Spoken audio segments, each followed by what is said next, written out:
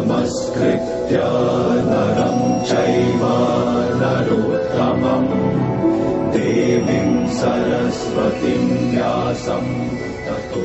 Perintahkanlah jiwaku ini. Arahkanlah jalan hidupku ke arah benar, Madawa. Narayanam namaskritya naram chaiva narottamam devim saraswatim vyasam tato jayam udiraye. Setelah mengetahui semua itu, akankah aku dapat mengatasi kelemahanku?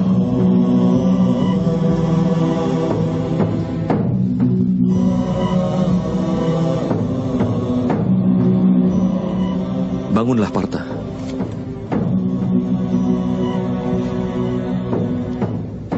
Sekarang dengarlah. Memahami rahasia kehidupan berarti juga memahami bentuk nyata dari penciptaan itu sendiri.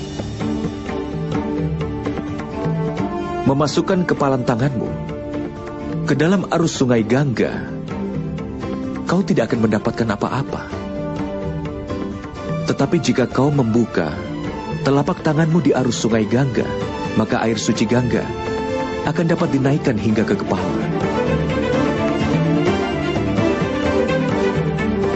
Pikirkanlah, Partha. Apakah kepalan tangan keangkuhan? Atau sebuah tangan yang terbuka dari pengorbanan? Dapatkah kau memahami pengetahuan ini?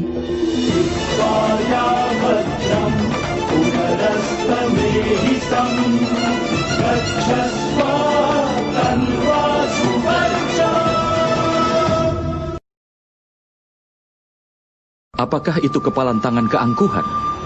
Atau tangan terbuka dari pengorbanan yang telah kau pikirkan? Dapatkah kau memahami pengetahuan ini?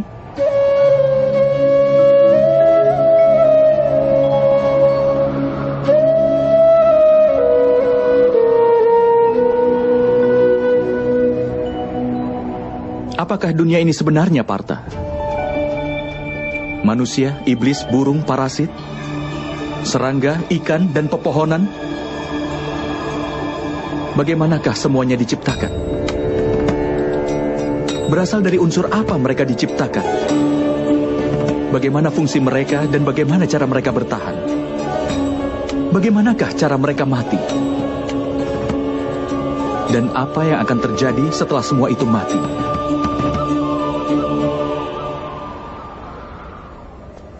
Renungkan akan rahasia ini.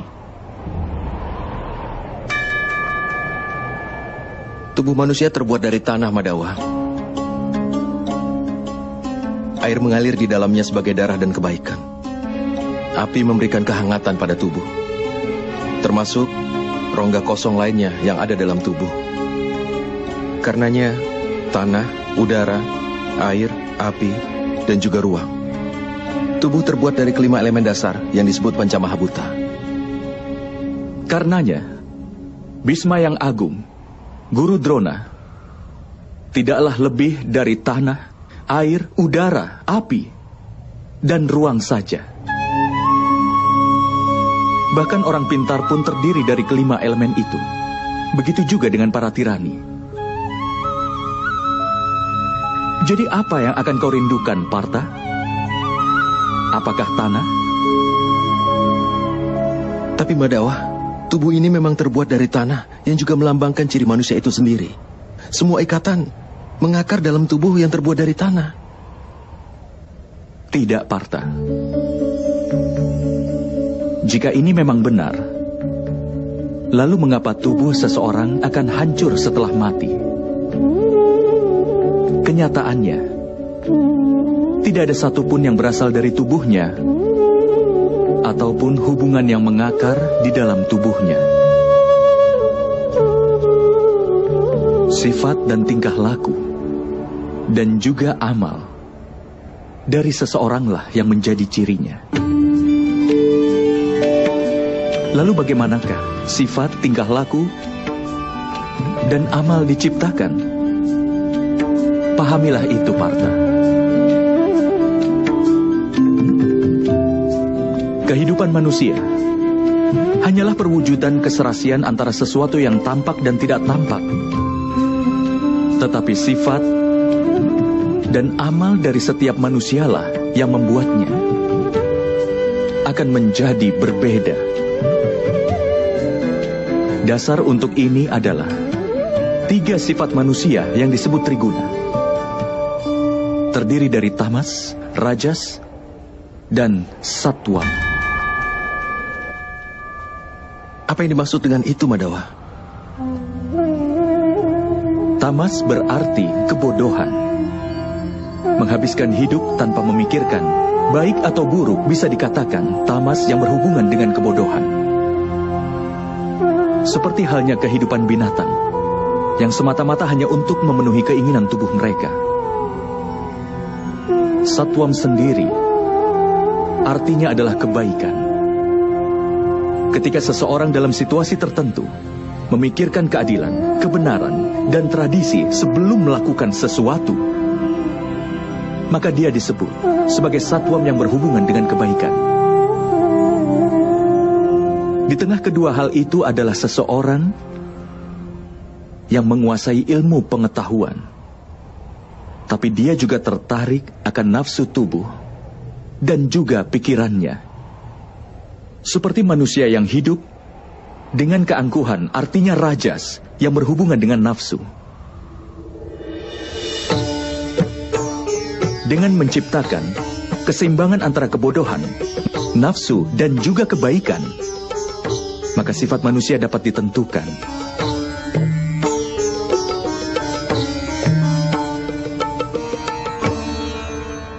Lihatlah ke depan, Partha. Sifat apakah yang dapat kau lihat dalam diri mereka semua?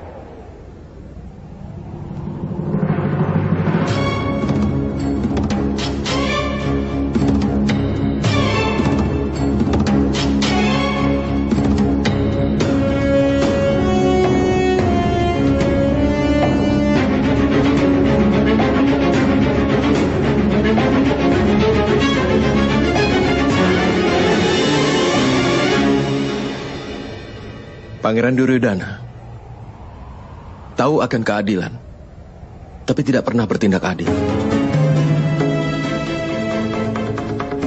Hidupnya dipenuhi dengan keangkuhan. Karenanya, dia sedikit memiliki kebodohan, memiliki nafsu, dan sepenuhnya tidak punya kebaikan.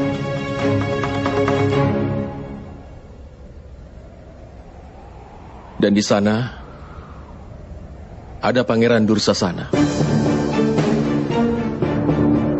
Dia selalu mematuhi perintah dari kakak tertuanya tanpa berpikir lagi. Karenanya, dia memiliki kebodohan. Lihat juga kakekmu Bhisma, Partha. Dia punya keseimbangan antara kebaikan dan kebodohan. Dia tidak memiliki keangkuhan, tetapi dia terikat dengan pemikiran usang dan tradisi yang kuno. Bahkan ketika keinginannya muncul, dia tidak bisa melanggar sumpahnya.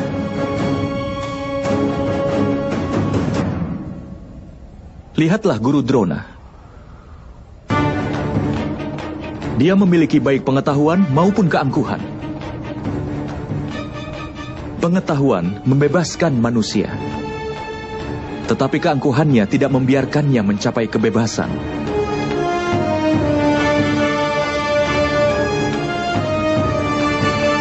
Tapi Madawa, jika sifat manusia adalah kesatuan dari 3 sifat manusia, apakah perbuatan manusia sudah ditakdirkan sebelumnya? Seekor singa akan memangsa rusa, dan rusa ditakdirkan untuk takut pada singa. Lalu kenapa keadilan jadi hal yang penting? Mengapa kejahatan mendapatkan hukuman? Lalu apa tujuan semuanya?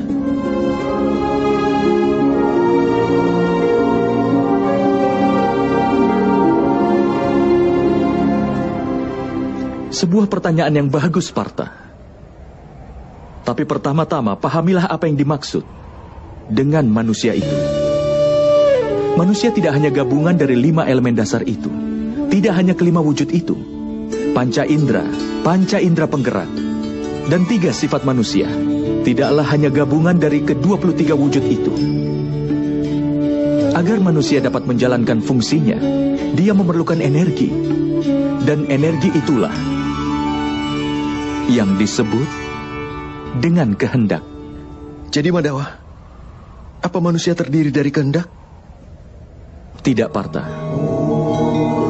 Bersamaan dengan kehendak manusia dan gabungan dari ke-23 unsur itu adalah ciptaan.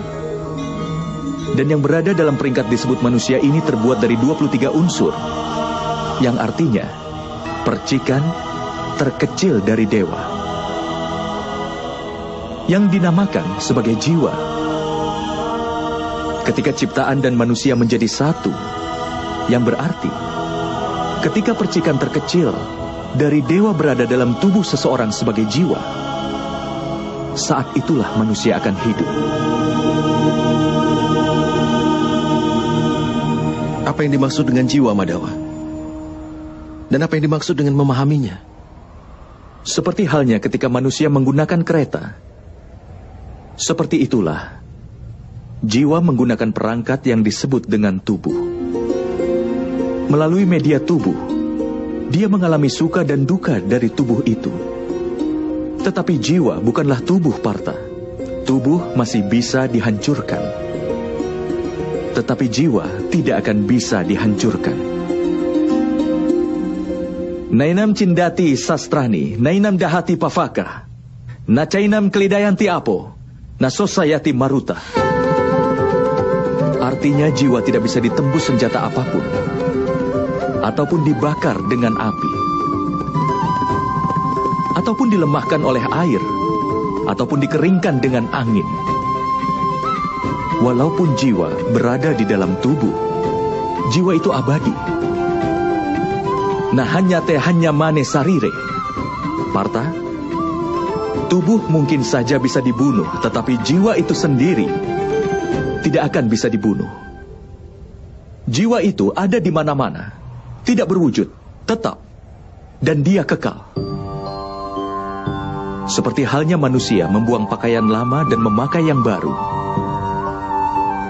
Hampir sama jika jiwa meninggalkan tubuh yang tua dan berulang kali menempati tubuh yang baru. Tapi Madawa, melalui tubuhku, aku bisa merasakan dunia. Tanpa memahami tubuhku ini, bagaimana aku akan dapat memahami jiwaku? Mengetahui diri sendiri dalam bentuk jiwa bukanlah hal yang tidak mungkin, Partha. Orang buta pun bisa hidup. Seorang bisu pun bisa hidup. Termasuk mereka yang hidup tidak memiliki tangan dan kaki. Sudah jelas bahwa tubuh bukan hal yang membentuk manusia. Ada seseorang yang kehilangan energinya, atau mereka yang hidup kehilangan ingatannya. Oleh karena itu sudah jelas bahwa bentuk ketidaksadaran manusia bukanlah tubuh yang baik. Seseorang yang menjelajahi dirinya dengan cara seperti ini, aku bukanlah indera, juga bukan tubuh, juga bukan perasaan, bukan juga pemikiran, atau bukan juga pendapat. Orang yang bisa memahami hal ini, akhirnya akan dapat memahami dirinya dalam bentuk jiwa.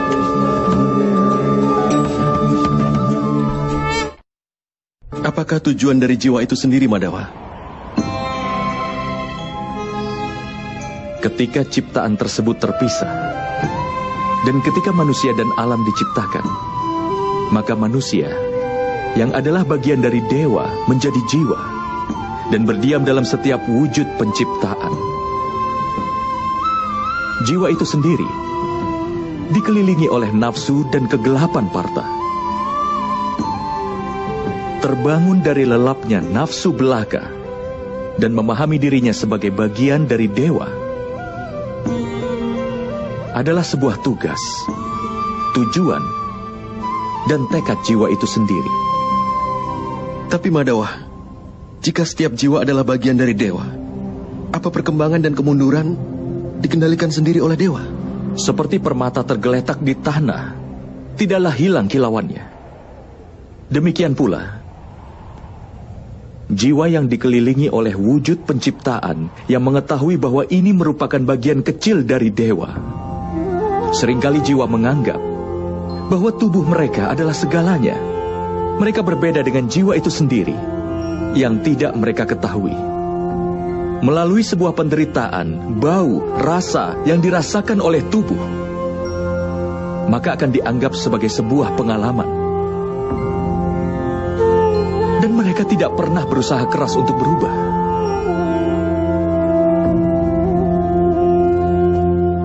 Jiwa yang tidak mau berusaha keras untuk berubah dan tetap melakukan ketidakadilan, mengingatkan dan menghukum mereka adalah hal yang tidak bisa dihindari.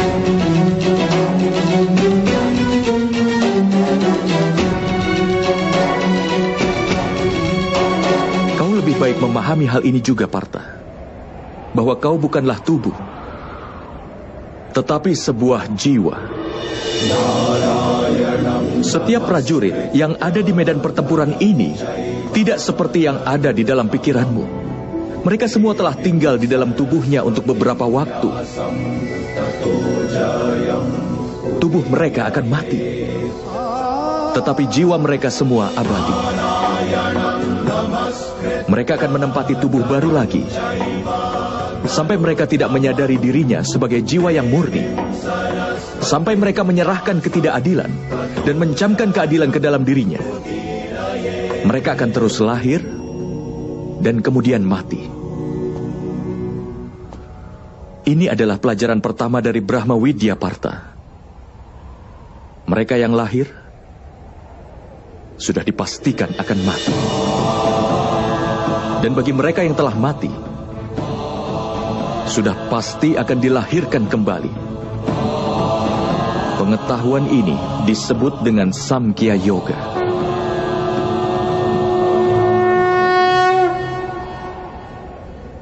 Apa keadilan dan ketidakadilan itu, Madawa? Jalan yang dipijak oleh manusia, di mana dia akan melihat dirinya sebagai jiwa dan mengetahui dirinya adalah bagian kecil dari dewa. Maka jalan itu dinamakan keadilan.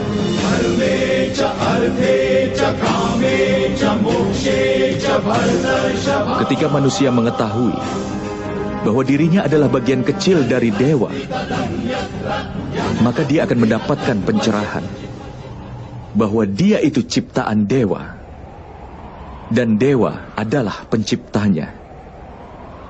Tidak ada perbedaan di antara ciptaan dan dewa.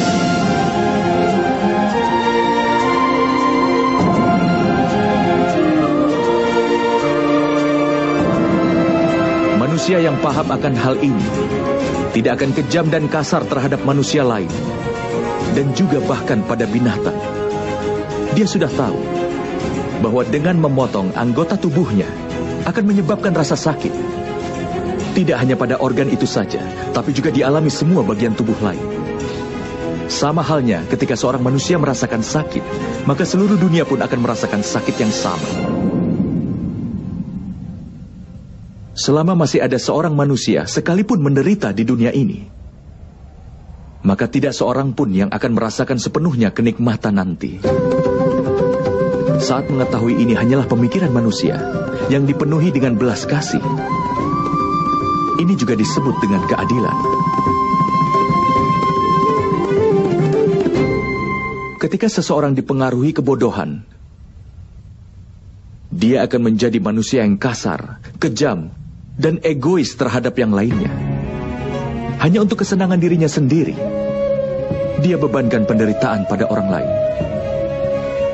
Dia tidak bisa menjadi lebih dekat kepada dewa. Karenanya, ketidakadilan adalah salah satu jalan yang menjauhkannya dari dewa. Maka dari itu, ketidakadilan nama lain ketidakpedulian. Jadi, kita harus merasa kasihan pada mereka yang tidak peduli. Lalu apa tujuan dari hukuman?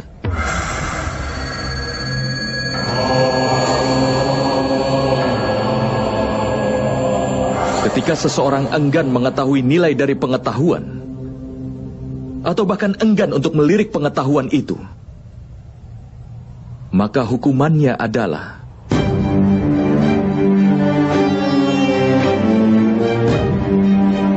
belas kasihan, baik pada dirinya atau orang lain.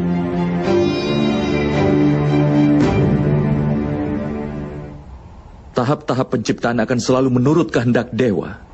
Itu tidak akan terelakkan.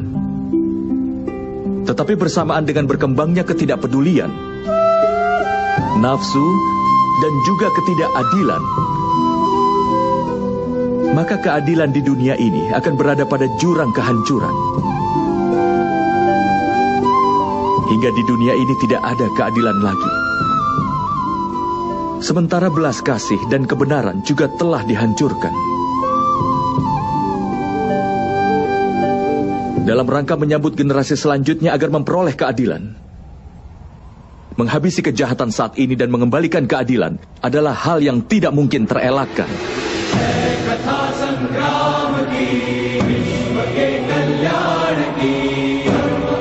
Hari ini keadaannya hampir sama, Partha.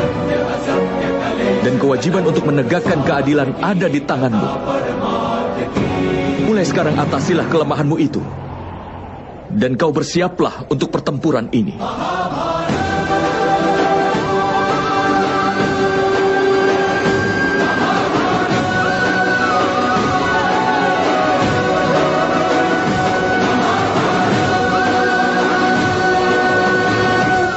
Tapi pembunuhan akan dilakukan dengan tanganku.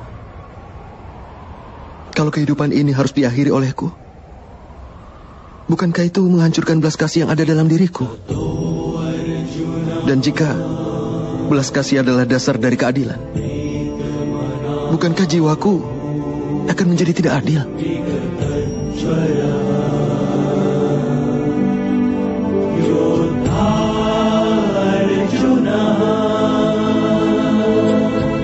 Batas dari keadilan sudah pasti akan dibuat.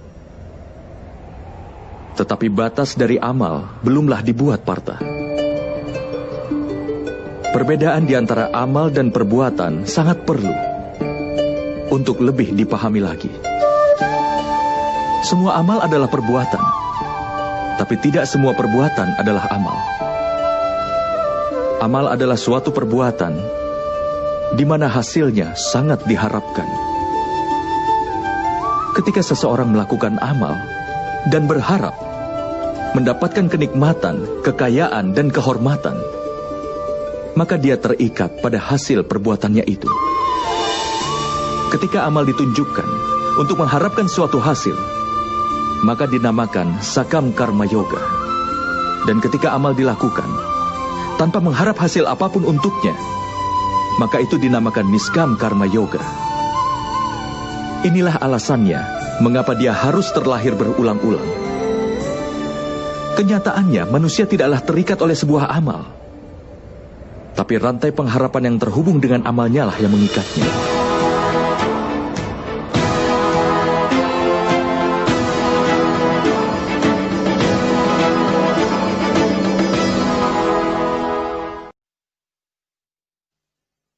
Pada kenyataannya, seorang manusia tidak terikat pada perbuatannya. Harapan yang terhubung pada perbuatanlah yang mengikatnya. Bagaimana bisa, Madhawa? Jika kau berharap kemenangan dalam peperangan ini, maka kau akan merasa sangat berduka atas kekalahan. Dan kedukaan itu akan memaksamu melakukan hal lain lagi yang kau butuhkan untuk dilahirkan kembali. Lalu jika ternyata kau menang, kesombonganmu pun akan makin tumbuh. Dan kesombongan itu akan membawamu ke arah kemenangan duniawi. Dia akan membuatmu membunuh, dan dosanya seharusnya akan terikat padamu. Pikirkan hal itu. Jika di dalam pertempuran ini, kau tidak punya kemauan untuk menang, dan tidak takut akan kehilangan, kau akan merasakan kebahagiaan atau kesedihan di akhir peperangan ini. Tidak merasakan kebahagiaan, Madhawa. Tidak pula kesedihan. Karena itu kebahagiaanmu, kedukaanmu, keputusasaanmu, kekecewaanmu bukanlah karena perang ini, harapan yang kau miliki dari peperangan inilah yang menyebabkannya. Bukankah menurutmu begitu, Partha?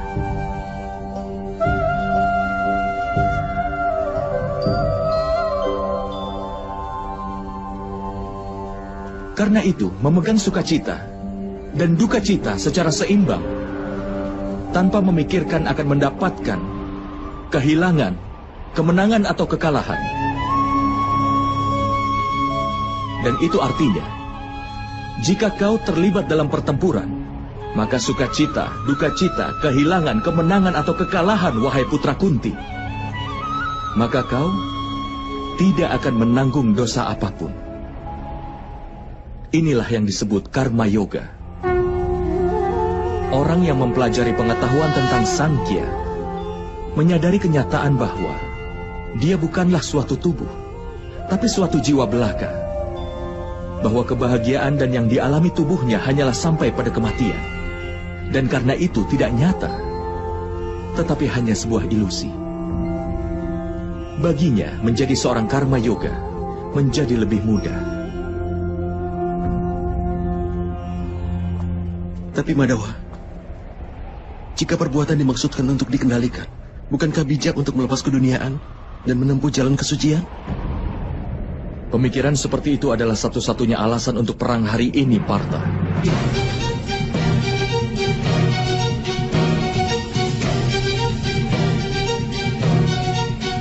Renungkanlah. Ketika mereka yang menguasai Triguna dan yang mengetahui keadilan sudah berhenti bertindak, maka mereka yang penuh dengan ketidakadilan akan memerintah dunia ini.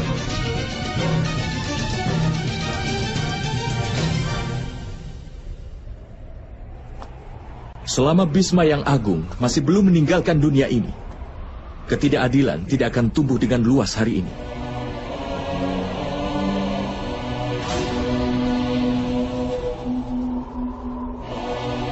Dan jika ayahmu tidak pergi dalam pengasingan sebelumnya, kakakmu Yudhistira akan memerintah dalam kedamaian saat ini.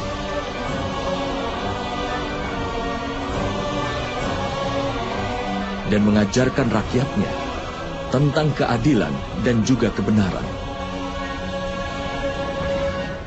Tapi Partha, kenyataan pahitnya adalah bahwa hanya mereka yang baik yang bisa berguna bagi dunia ini. Tapi mereka orang yang selalu berpikir tentang kesucian. Layaknya air yang melayang sebagai uap dan debu yang tetap berada di sana. Sama halnya dengan orang suci dan terpelajar yang meninggalkan dunia. Dan mereka yang tidak adil namun dikuasai kebodohan sudah memerintah dunia. Atas alasan ini dosa-dosa dan ketidakadilan tumbuh di dunia ini.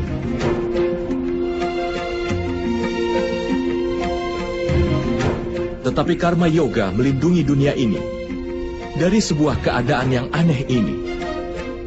Seorang karma yoga akan berhenti berharap pada hasil, tetapi bukan pada perbuatan itu sendiri. Dia berada di dunia ini layaknya seorang suci. Dia melakukan semua tindakan, tapi tidak kehilangan diri di dalamnya. Seorang karma yoga tidak berharap apapun dari anak-anaknya dan yang disayanginya, bahkan dari rakyatnya sekalipun. Dia sendiri memperoleh keuntungan dari kesuciannya, tetapi dia bermanfaat bagi dunia layaknya seorang kepala keluarga. Seorang manusia berusaha keras untuk kesejahteraan keturunannya. Bagaimana bisa dia tidak berharap sukacita dari keturunannya? Apapun yang dilakukan oleh manusia untuk anak-anaknya, itu sebuah transaksi atau cinta, Partha. Cinta, Madawa. Lalu mengapa mengharapkan suatu hasil atas perbuatannya, Partha? Keuntungan di masa depan yang diukur dalam suatu transaksi dan bukan dalam cinta. Manusia yang membentuk watak anak-anaknya dengan baik dan melimpahkan kesucian cinta dan keadilan, anak-anaknya tentu akan memberikannya cinta dan perlindungan. Perbuatan dan kelakuan orang yang disayang mencerminkan perbuatannya sendiri. Dan ketika seseorang tidak lagi berhak atas perbuatan mereka sendiri. Lalu apa gunanya lagi untuk memiliki harapan besar dan kemudian juga berharap besar kepada mereka? Jika kau pikirkan ini dalam-dalam, Partha, kau akan segera menyadari bahwa tidak ada perbuatan di dalam kehidupan yang menghubungkan harapan dan pengharapan yang tidak terelakkan. Ketika makhluk adalah dewa, dan manusia adalah bagian dari dewa, maka semua tindakan disebabkan oleh dewa itu sendiri. Seorang manusia tidak akan melakukan apapun dengan sendirinya. Inilah prinsip dasar dari karma yoga, Partha.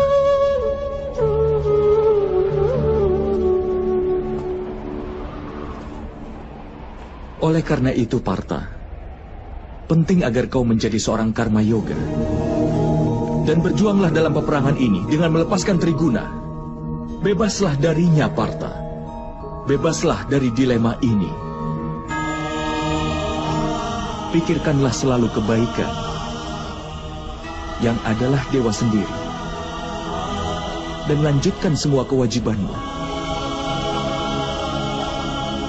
Hasrat yang kau miliki untuk mencapai sesuatu, dan pikiran untuk mempertahankan sesuatu yang telah kau capai sebelumnya, atau yang telah kau bangun dalam semua harapanmu, itu harus dihentikan, Partha.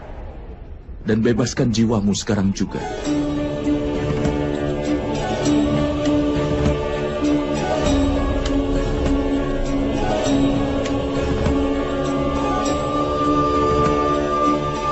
Kau harus ingat, Partha, hakmu adalah hanya sebatas untuk melakukan perbuatan, dan hasilnya tidak bisa kau tentukan. Hasilnya terserah kepada para dewa. Oleh karena itu, tidaklah benar, Partha, jika kau lari dari perbuatan, dan tidak pula benar untuk mengharapkan hasil dari semua perbuatanmu saat ini.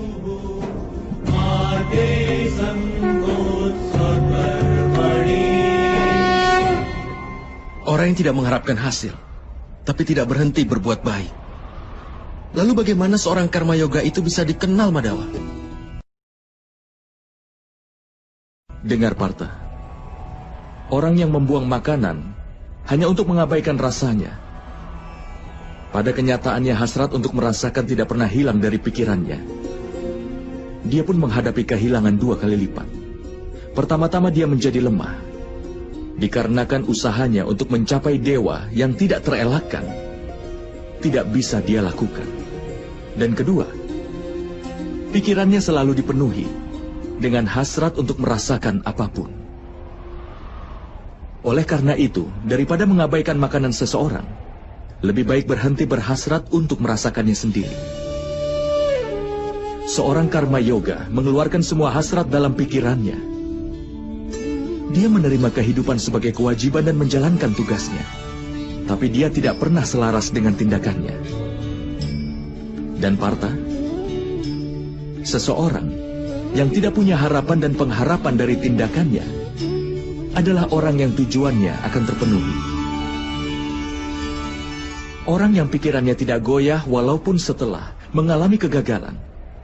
Orang yang tidak berpikir bahwa dia yang paling hebat bahkan setelah kesuksesannya. Orang seperti itulah yang disebut sebagai karma yoga. Dan orang seperti itu akan berhasil dalam kehidupannya hingga berulang kali.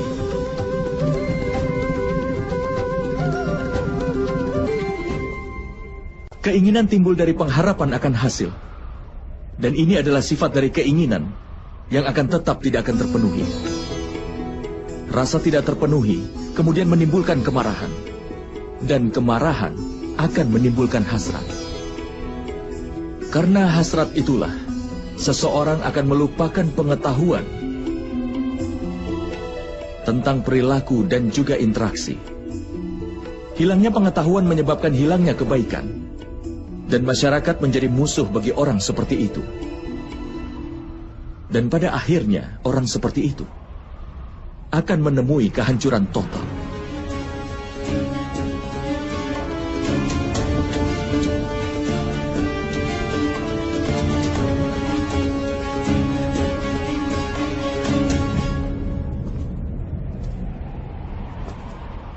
Seperti misalnya saudara Duryudana. Panglima pasukannya adalah Bhisma yang agung. Harusnya dia musuhmu. Tapi dia mendoakan agar kau mendapat kemenangan.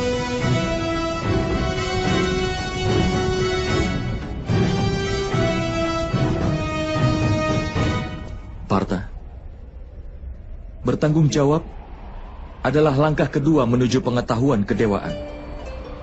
Kuatkan keyakinanmu kepada Yang Maha Kuasa. Kenalilah dirimu sendiri. Bebaskan dirimu sendiri dari ikatan belenggu. Korbankan hasrat akan hasilnya dan lakukan saja kewajibannya.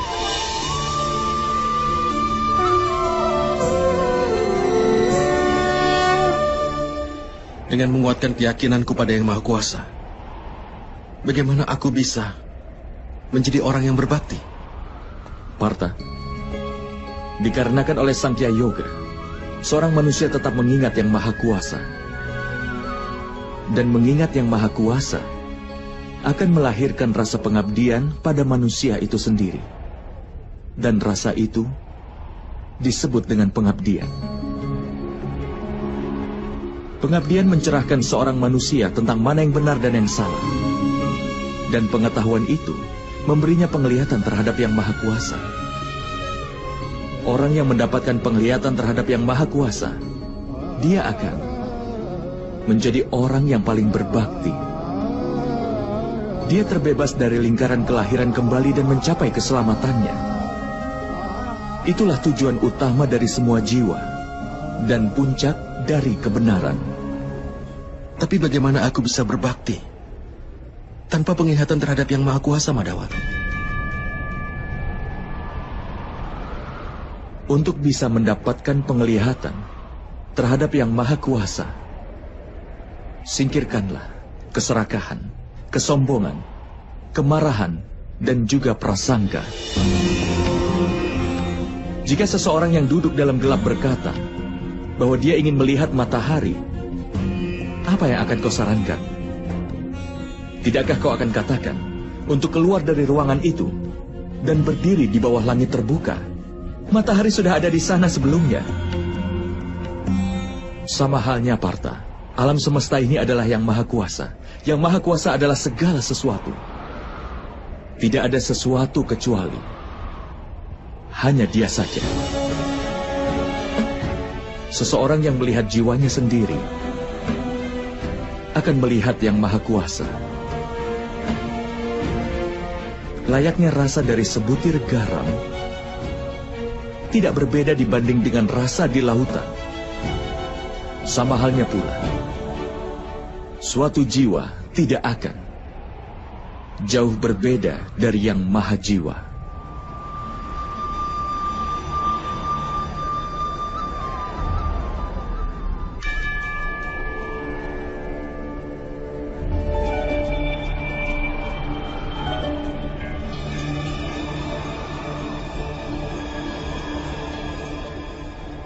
Artinya, Madhawa, apakah kau Yang Maha Kuasa?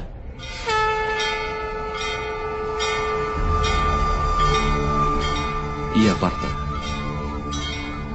Aku adalah Yang Maha Kuasa. Sebenarnya sama seperti dirimu. Tapi kau tidak tercerahkan tentang hal itu. Tidak seperti diriku.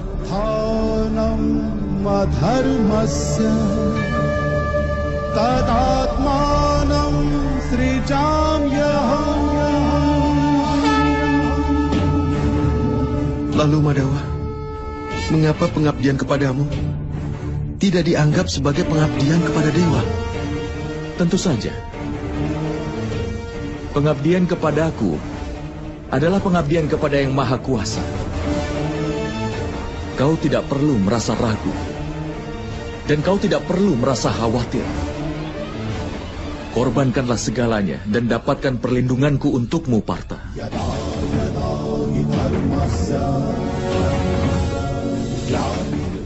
Akulah alam semesta. Aku hadir di setiap aspek alam semesta. Akulah matahari. dan akulah bulan.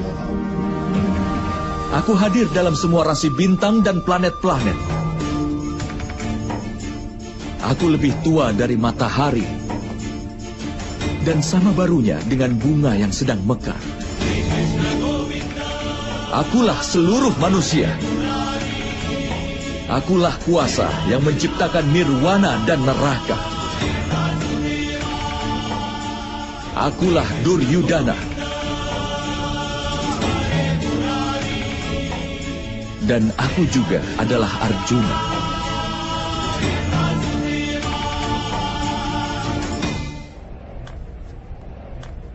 Bagaimana mungkin begitu, Madama? Karena banyak manusia yang telah menyaksikan kelahiranmu. Bahkan ibumu pun masih hidup. Kau dilahirkan dari rahimnya. Bagaimana kau bisa jadi keduanya dulu dan sekarang? Kau menyaksikan tubuh ini. Dan aku berbicara dari jiwa. Aku telah dilahirkan tidak terhitung. Aku juga memiliki banyak perwujudan. Aku telah berada di dalam banyak rupa. Dan aku pun telah mati tepat di sini.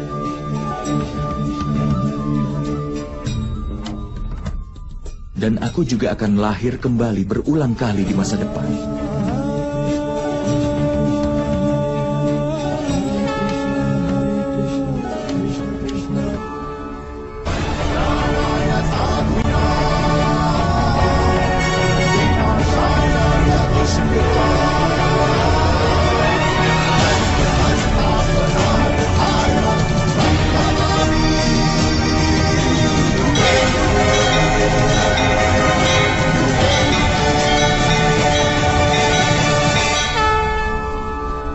Kapanpun kebenaran terancam, kapanpun yang jahat menampakkan kejahatannya, maka demi menyelamatkan kebenaran itu sendiri, untuk menghancurkan yang jahat dan menegakkan kembali kebenaran, aku akan terlahir kembali. Ini telah terjadi di setiap zaman dan akan terus terjadi di masa depan. Akulah yang maha kuasa. Akulah perwujudan Matsya dan juga perwujudan Wamana. Akulah Parasurama dan akulah Dewa Rahma.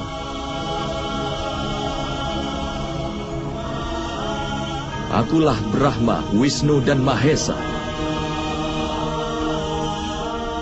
Akulah Saraswati, Kali, dan juga Laksmi.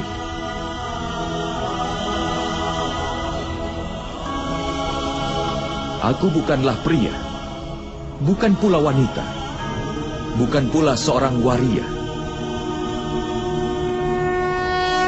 Aku bukanlah tubuh, bukan pula anggotanya. Akulah pengetahuan, ciptaan, alasan, dan keabadian. Akulah segalanya. Dan aku pun bukan apa-apa.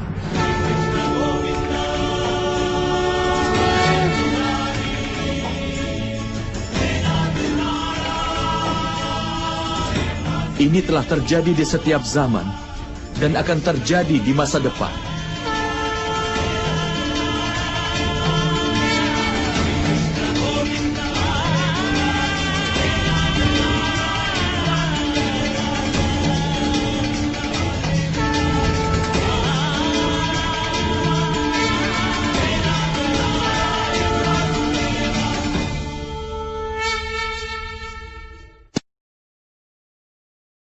Aku bukan siapa-siapa.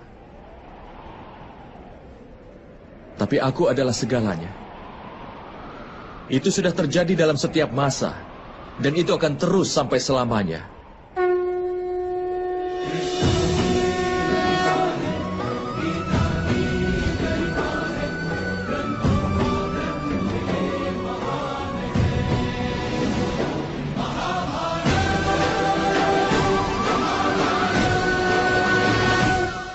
Ketika kau merenungkan keberadaanmu, kau akan menemukan dirimu sendiri terhubung denganku.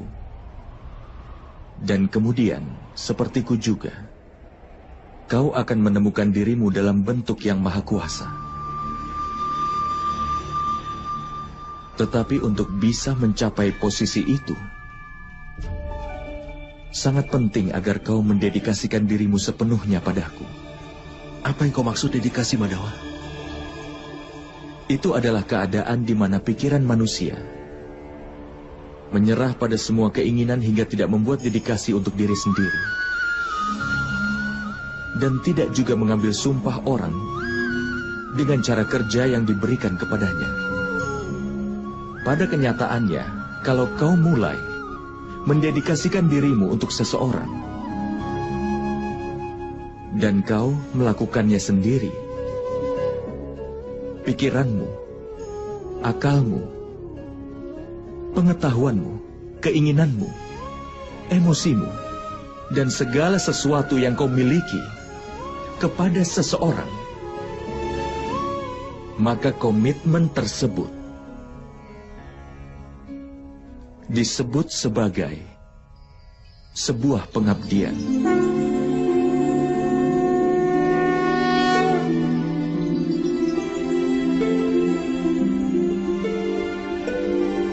Seorang istri berkomitmen untuk suaminya.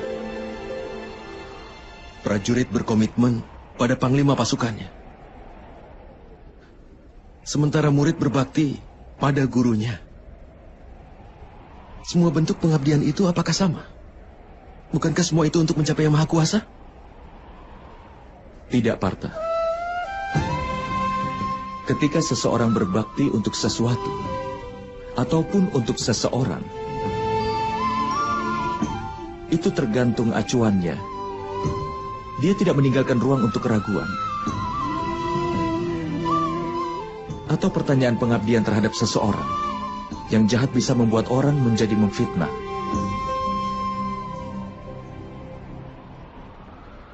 Raja Anggakarna, meskipun tahu apa yang benar, tapi dia berkata salah kepada Pancali di permainan dadu. Wanita yang menjalin hubungan dengan 5 pria tidak lebih baik dari seorang. Dan alasan untuk itu adalah pengabdian Raja Angga terhadap saudara Duryudana. Hukumannya adalah dengan mendapatkan perang ini. Apakah begitu menurutmu? Itu semua adalah karena kesetiaannya kepada orang yang jahat. Karena itulah perlu untuk mendedikasikan diri pada apa yang benar, yang membuat manusia menjadi benar. Hanya penjahat yang dibelenggu dengan rantai yang terbuat dari besi. Lampu candi diikat oleh rantai yang terbuat dari kuningan. Kemudian juga ada rantai emas yang melingkar di leher kita sebagai sebuah hiasan. Kesetiaan terhadap suami, terhadap guru dan teman, itu hanya beberapa bentuk kesetiaan, Partha. Tapi yang disebut kesetiaan sejati adalah kesetiaanmu terhadap yang kuasa.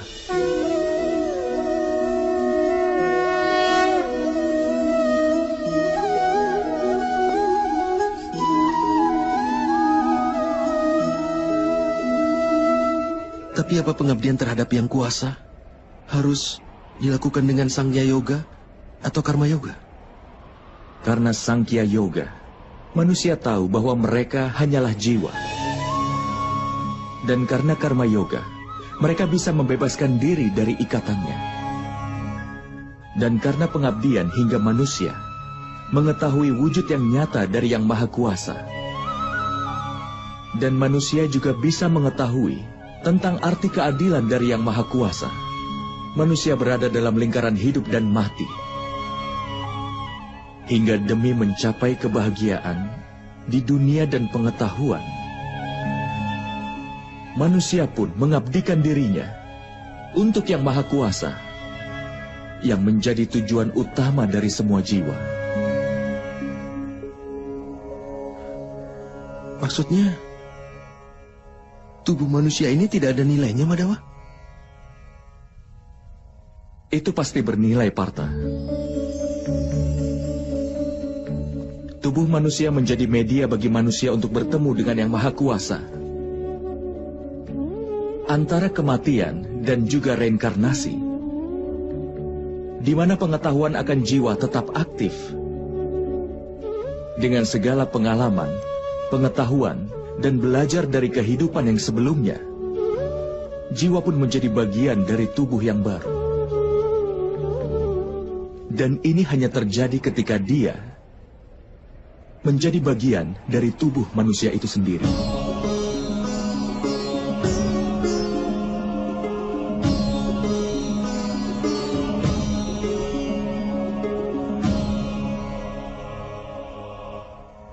Tapi Madawa, dengan membunuh orang-orang yang hadir di sini, apakah kita tidak menghancurkan kesempatan untuk menyelamatkan mereka?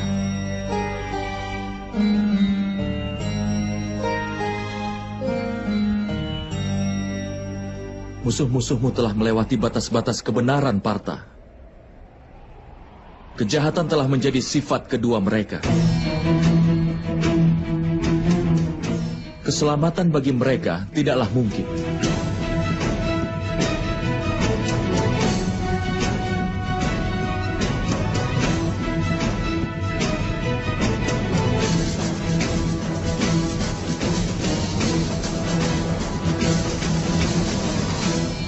Orang pendosa dapat diberikan kesempatan untuk memperbaiki diri hanya sampai batas tertentu. Aku pernah menghukum Sisupala, tapi itu memang perlu untuk menghukumnya. Jika kita membiarkan orang berdosa untuk terus melakukan dosa, maka dia akan semakin banyak menurunkan lebih banyak lagi kejahatan dan dosa-dosanya.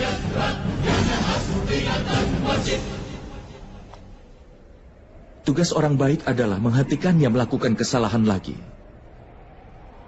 Jiwa-jiwa ini tidak akan mencapai akhir, tapi tubuh mereka akan rusak oleh ketidakbenaran dan menjadi bagian dari tubuh manusia baru. Tetapi ada lebih banyak kesempatan lagi dalam tubuh baru mereka.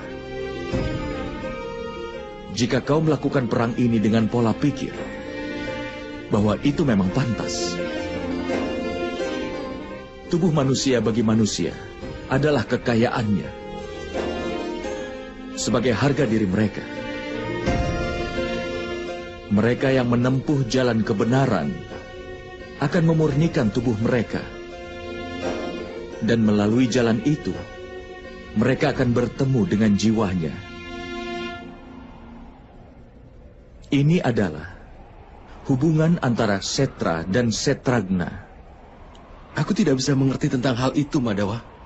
Ketika ada yang tahu bahwa tubuh kita adalah seperti bagian dari tanah ini, artinya hanya tempat yang seperti Setra, dan orang yang mengerti tentang tanah tersebutlah yang ada di sana. Karena itulah, maka dia menjadi seorang Setragna. Kemudian lewat tubuhnya bisa mengukur kemajuannya. Jiwa dalam tubuhnya akan menyeimbangkan tiga kebajikan itu. Dengan pengabdian untuk Yang Kuasa, dia bersatu dengan Yang Maha Kuasa. Yang dilakukan seorang pemuja adalah berbakti, bukan pengabdian, Madawa? Tidak, Partha. Itu langkah pertama untuk pengabdian secara nyata. Dalam kenyataan, pengabdian bukanlah tugas, tetapi itu merupakan sebuah keputusan. Sangat penting bagi manusia untuk memurnikan jiwanya melalui doa, penebusan dosa, kemurtadan, ritual yoga, dan juga pembelajaran diri, namun tetap berbakti pada Yang Maha Kuasa. Karena setiap manusia harus mencurahkan semua perhatian dan mengarahkan setiap nafasnya untuk Yang Maha Kuasa.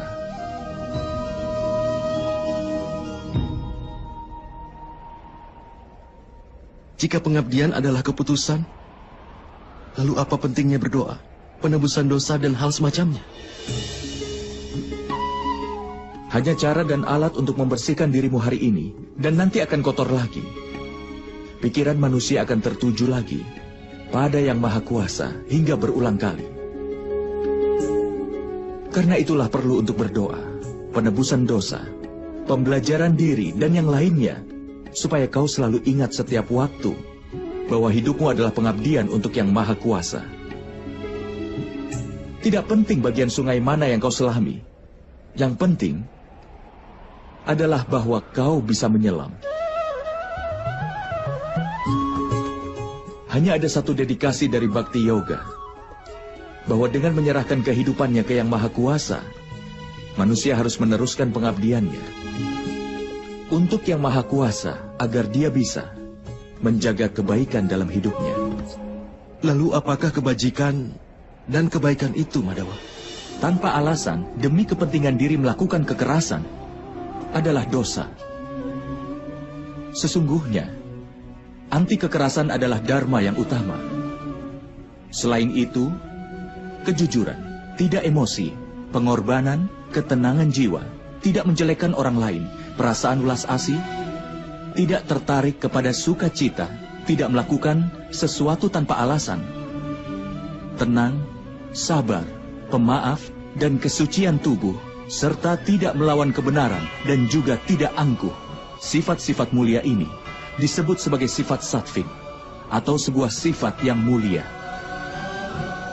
Dengan ini manusia bisa melakukan kebaktian, artinya bisa berbakti kepadaku, sambil menjalankan kewajiban dalam hidupnya, sambil menegakkan kebenaran, dan hidup tanpa mengharapkan pahala dari perbuatannya. Orang seperti itu sudah pasti akan aku berikan ketenangan, dan setelah kematian ku beri tempat untuk bersemayam dalam diriku.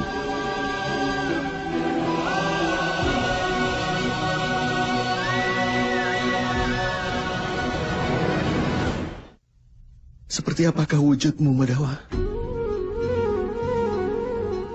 Melalui media Sangya Yoga, aku harus tahu bahwa aku punya jiwa.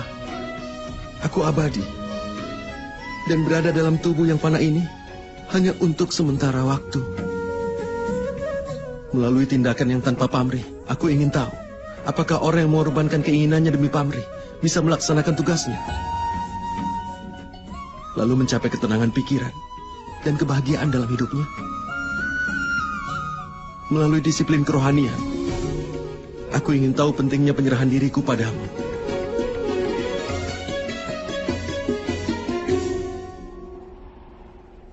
Tapi Madawa, kau pernah mengatakan bahwa Yang Maha Kuasa bukanlah manusia yang berdiri di semua tempat.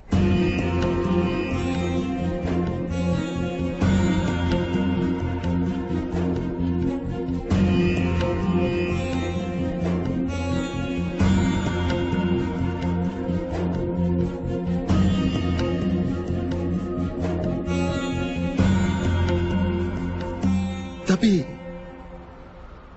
aku masih melihat manusia yang ada di sini. Hanya manusia, Madawa.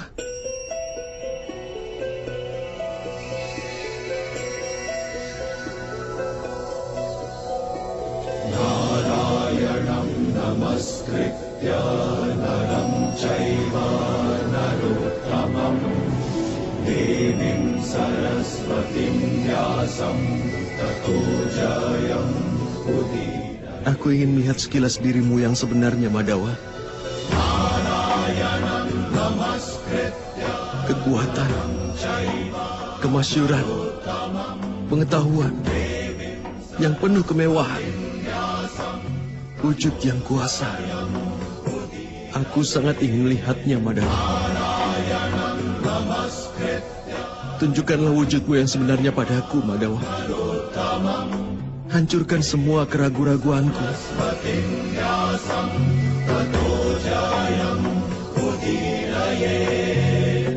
Tunjukkanlah dirimu, Madawa.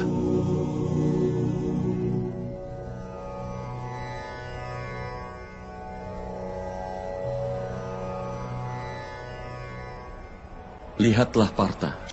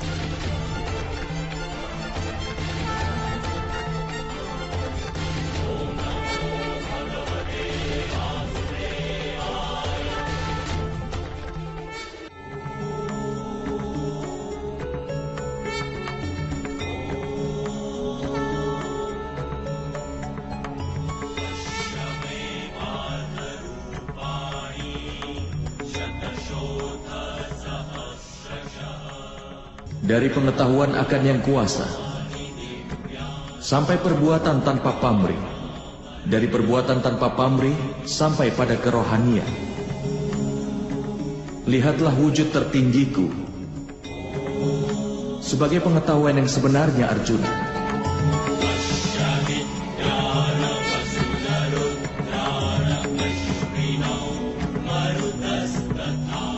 Ini pengetahuan tertinggi yang merupakan dasar dari semua pengetahuan dan ilmu pengetahuan.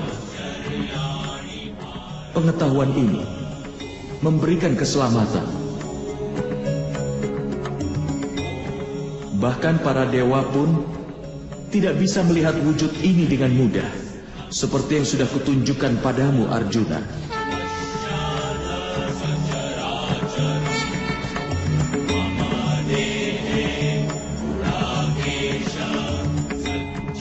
Aku tinggal di masing-masing dan di setiap partikel bumi ini.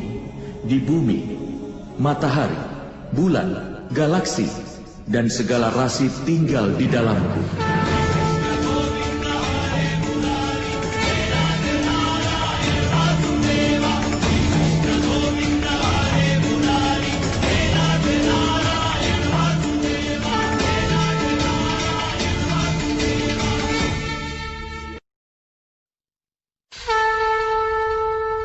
Aku adalah kebenaran. Aku sempurna. Aku adalah kehidupan. Aku adalah Siwa. Aku adalah huruf yang utama. Aku sama Weda dalam Weda. Di antara dewa akulah Indra. Di antara binatang buas, aku adalah Dewa Kubera. Di antara para Rudra aku Sangka. Di antara para Basu aku Dewa Agni. Di antara puncak gunung akulah Sumeru. Di antara para resi agung, akulah Pringgu. Di antara kata-kata, akulah Om. Di antara lagu, akulah Gayatri. Akulah pohon aswata, akulah kepintaran dalam ingatan. Aku kecerdasan, keteguhan, dan kesabaran. Dan aku adalah kemuliaan. Di antara para Gandarwa, akulah Citrarata. Di antara resi suci akulah Narada. Di antara yang disempurnakan akulah Kapila. Akulah Ucai Suara. Akulah Airawata. Akulah Raja Hutan. Akulah putra Sang Winata. Di antara manusia akulah raja. Di antara senjata akulah Bajra. Di antara sapi akulah Kamdeni. Di antara ular akulah Wasuki. Aku Sesman. Aku Yama. Aku Dewa Baruna. Aku juga Dewa Bayu. Aku juga Dewa Rama. Gangga yang suci. Akulah awal dan aku adalah akhir dari penciptaan. Aku adalah Barma Widya. Akulah Mahakala. Dan Brahma. Kemenangan, gizi, dan keputusan. Aku adalah hukuman, kekuatan, strategi, kesunyian, dan aku juga pengetahuan akan filsafat. Akulah Basudewa, Arjuna. Begawan biasa. Tidak ada yang bukan aku sama sekali. Tidak ada tempat di mana aku tidak hadir. Akulah waktu. Akulah kehidupan. Dan aku juga kematian, Arjuna. Aku di sini sebagai kematian untuk semua orang yang ada di sini.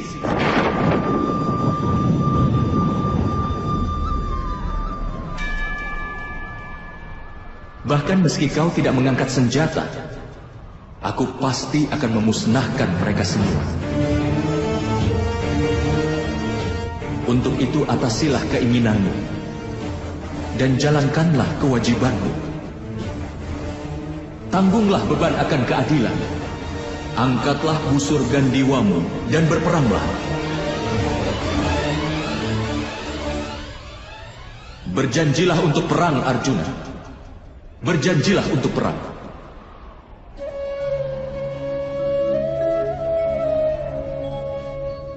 Oh Madawa, oh Madhusudan, hari ini keraguanku telah terhancurkan. Aku mohon kembalilah ke wujud manusiamu. Aku akan mematuhi setiap perintah darimu.